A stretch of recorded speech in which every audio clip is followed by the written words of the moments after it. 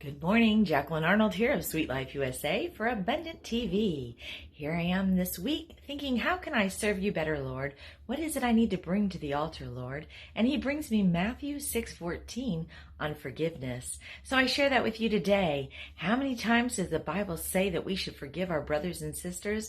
Well, Peter asked Jesus, how many times shall I forgive them? And the Lord said, 70 times 7.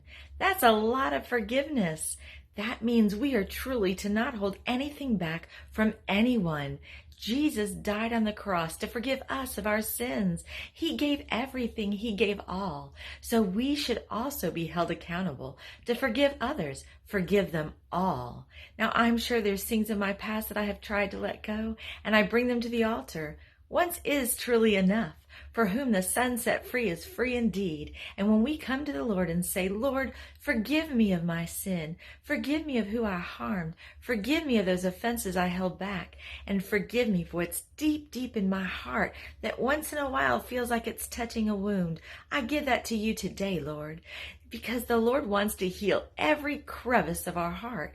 It is not a wounded spirit, but a healed spirit he's after. He wants to heal our heart deeply and completely. So I do pray today, friends, that you would be able to forgive those who have harmed you, forgive those who have hurt you, forgive those who even don't deserve forgiving. Think of things that have been done that are grievous crimes. Those too must be forgiven. But we forgive the offenses, those little foxes that get in our hearts and our spirits and rub us like a rock in our shoe. We need to let those go too. We want to please the Lord and forgive freely and fully. We also need to make sure that we're not continuing to loop around an offense of someone who has offended us. We need to forgive them for that. Whether they deserve the forgiveness or not, they deserve it because the Lord set them free too. So set those in your life free who have offended you or hurt you.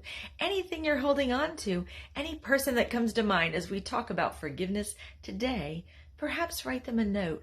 Perhaps just journal it so you can forgive them in the spirit and thank the Lord that he has brought that offense to your mind.